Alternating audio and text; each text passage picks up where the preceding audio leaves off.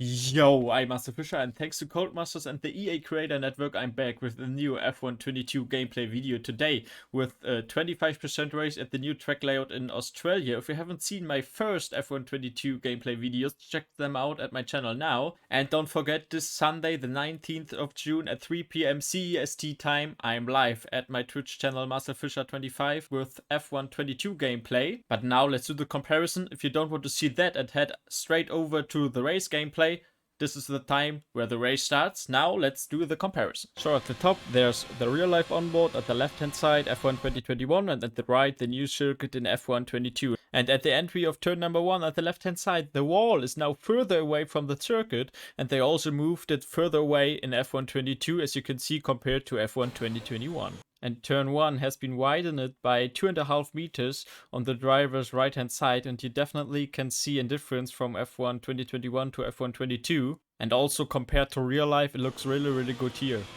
As we come up to the exit of turn number 2, and in real life the wall at the right hand side at the outside of the corner is way closer to the track now than before. And in F1 22 that hadn't changed, it's still the same amount of width between the curb and the wall like in the game before. But on the other hand, as we come up to turn number 3, the wall at the left hand side moved now closer to the track like in real life. Turn 3 though has been widened this time by 4 meters on the driver's right hand side, and you also can definitely see a change in the corners here from F1 2021 to F1 22, and they also added the sausage curb like in real life. At the exit of turn number 4, the long kinda sausage curb is not there anymore in real life, so they also removed it from the F1 22 game.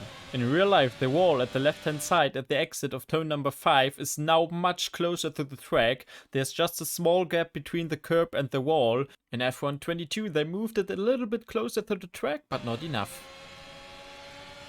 Now here at turn number 6, it's a huge widening of the corner by 7.5 meters. In real life, the wall at the right hand side is closer to the track than it is in F1 22. The wall at the inside of turn number 8 is now, like in real life, closer to the track. And the next big change to the track, they removed the chicane of turn number 9 and 10, and I'm absolutely happy with that. I hate the chicane before at the circuit, but now with this full throttle part up to the fast chicane, it's really nice to drive. For the left-hand corner of turn 9 at the fast chicane, they removed the bollard from the inside in F1 22 and also moved the inside wall closer to the track. As you can see in F1 2021, there's still a gap of grass, but now in F1 22, not anymore. It looks like that they changed turn 10, the fast chicane, a little bit for F1 22. The corner looks now a bit sharper to me, almost like a 90-degree corner, and they also changed the curb, and it now looks completely perfect like in real life. Nice job here. At the exit of turn 10, they changed the curb a little bit. At least the colors, they look better to me now. And also they removed a little bit of the grass like in real life. There's just a small gap of grass, but then more gravel. The new turn 11 has seen an extension of straight running into the corner to create a tighter turn, and also a change in camber and widening by 3 meters on the driver's right hand side. And in the game it looks pretty much like in real life. The sausage curb also really nice here. And also at the exit of the corner, before there was also grass at the left hand side in the game. For F1 22 they added the gravel and changed and extended the exit curb. Really good here. And the penultimate corner of the circuit has been changed as well. Again, looks pretty good to me compared to real life. Also the red sausage curb at the inside, it's a tighter turn now. All pretty good. And also the pit entry has changed. It's much tighter than before now and quite tricky to get in fast without crashing. You have to get used to that again. At the exit of the final corner, they moved the outside wall a bit closer to the track, and they also done this in F1 22. What do you think about the changes in the game? Write it down in the comments. I think the changes they made are pretty good, but I don't understand why they didn't change everything. Some parts like walls hadn't changed, and I don't know why. But now let's head into the race. As we are here at the end of the formation lap and I'm starting from pole position, I made a one-shot qualifying versus the 100% AI and I managed to get first place. So here doing some burnouts just before our grid slot, now parking, and absolutely perfectly, as Jeff said as well. Nice one, that's going to give you the edge if you can get good launch as the race starts. So now 4 lights are on, 5 red lights are on. And it's lights out and away we go. My start isn't really that good, so Hamilton already alongside us now, heading down to turn number 1. He has the inside line. I try to hang out around the outside, but then I crucially got a little bit onto the grass, which gives us a really bad exit out of turn number 2. And now I have to defend against Lando Norris. I have the inside line for turn number 3, so I can cover him for now. He also had a little battle with Bottas now behind Verstappen in 5th position. I try to hang on with Lewis Hamilton now, going into the first real change part for this corner. New turn 6, really fast now. And now the full throttle part up to the fast chicane. I try to get close as possible to Lewis Hamilton, use his slipstream, and as you can see, I'm faster at the straight, already now gaining a little bit from the slipstream, but also Norris behind us gains a little bit from that. Purple middle sector, and now another car was faster through the fast chicane, quite steady in the first lap. Don't risk too much there, but you can see Norris is really close to us through the new design turn 11 now into the 3rd sector, and I struggled quite a lot in the last few corners, especially here, penultimate corner and last corner. You can see the gap to Hamilton extends ever so much, and the gap to Norris behind gets even though smaller, so I'm not really that confident in the final corners of the circuit. And again here at the end of lap 2, DRS will be activated at the end of this lap, and I made a mistake out of the penultimate corner. Big snap of oversteer there, though the cars are actually a little bit trickier to drive out of slow corners, but for that they are more stable at high speed corners and medium speed corners. So now lap 3, I'm really close to Norris, could create a little gap to Norris behind. I'm now really close to Hamilton, and you can see the effect of the slipstream here at this part of the circuit. Maybe I'm also running a little bit less downforce than the AI. That could also explain my struggles in the last few corners of the circuit, but now I'm really close to Hamilton. I'm going to the inside for turn 11 now, but then I lost my reference point because before I was never at the inside at this corner, so I backed out of it a little bit more than Hamilton. Then 1 lap later, lap number 4, I try the same again at the inside, and then Hamilton crucially cuts us off, and then I had a little contact with him, and now Norris gets even again really close to us into the last few corners of the circuit. Again a little bit of oversteer, and then you can see the gap at the top left extends out of the final corner. Luckily I have DRS, so I gain the time that I lost out of the last 2 corners back on Hamilton. But also Norris is really close now, then a little bit wide out of turn 2, but then the help of DRS I can stay in front of Norris and could close down the gap on Hamilton a little bit. And then I went wide at turn 3. Norris is now absolutely close, 2 tenths just behind us.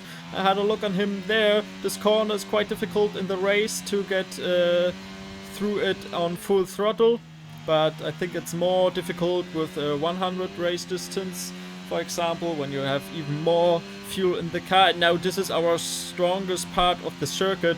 Now with the slipstream from Hamilton I can gain a good amount of time back on him. Still I have a lot of ERS percentage to play with. That fast chicane wasn't really that good.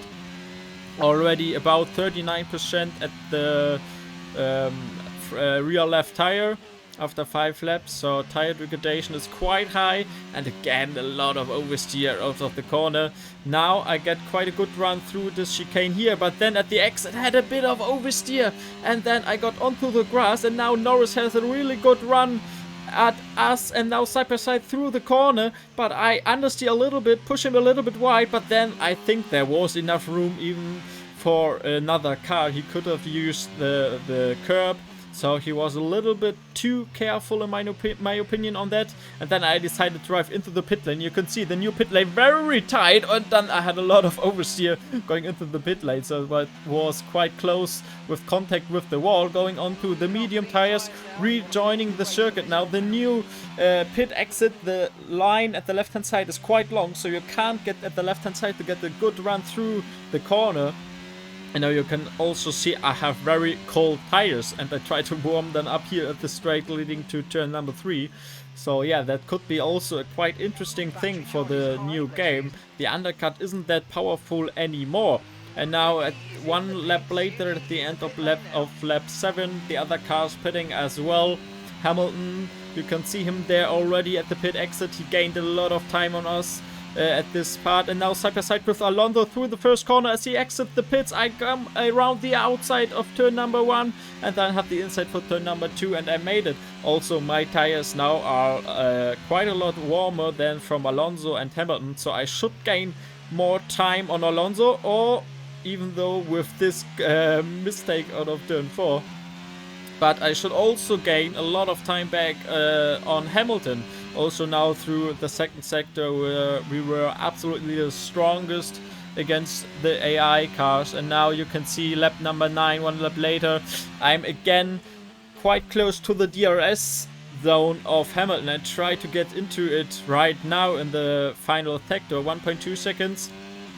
So this time around I wasn't close enough to him, and then you can see again through the penultimate and final corner I lose again a little bit time to Hamilton, 1.4 and a half seconds now gain a little bit back because I use my ERS, but then lap 10 I'm in the DRS zone of Hamilton again, and now also have DRS here in the third sector. Verstappen behind 2.3 seconds shouldn't be a danger for us right now. And now I have to stay close to him to get DRS at the main straight and the straight after turn 2. And as you can see, I just managed to get into the DRS, 0.98 seconds. That was really close. And then out of the final corner, 1.2. So I lost about 3 seconds, 3/10 again in the last part of the circuit. But then I could hang on with him. And now I'm much closer also at the end of the third sector. And then now lap number 12. And I'm really close in this second sector, full throttle up to the fast chicane. And I stayed behind him for this part. I also haven't used ERS, and I saved it for this part now. DRS activated, and I don't use ERS. I want to save it again. I go to the outside this time. Here's the inside. He brakes a little bit later, but then locks up. And at first I thought, okay, I broke too early for the corner, but then he locked up crucially, and yeah, he just broke too late for turn number 11, and he lost a lot of positions. So also the AI does quite a few mistakes, and also a very crucial like this one. So Hamilton is out of the points, and then at the end of lap 15, Verstappen came a little bit close, about 7/10 behind us. But that's the win for us here at the New Australia circuit. As you can see the replay, I also had a little touch with Hamilton. But yeah, and now also a little bonus for everyone who watched until this point of the video. If you do, write #supercars F122 in the comments. So here you have a lap from me around Monaco in the Ferrari supercar in VR actually. So if you haven't seen my first F122 preview video this week, which was released on Monday, there I drove in Formula 1 cars again, a 25% race around Monaco. The link is in the description and also now at the top right corner of the video. So yeah, it was quite fun. What do you think about the supercars? You can drive it in time trial and also the hot lap challenges, like the hot laps as I'm drifting out of the hairpin in Monaco, like the real F1 drivers do at the weekend, the hot laps for VIP guests or whatever. Yeah, write your opinion in the comments for that. And then I have to say, this was the last F122 preview video at my channel. The next video will be the real F122 game. Remember my live stream at this Sunday, the 19th of June at 3 p.m. CEST time at my Twitch channel, MarcelFischer25. The link also for that in the description. Make sure to follow so you will get a notification as soon as I am live. And yeah, subscribe also to my channel here at YouTube and activate the bell so you'll get the notification for every F122 video. Yeah, I think that's it. I hope you enjoyed this video. If you enjoyed this one, leave a like, and now see you soon.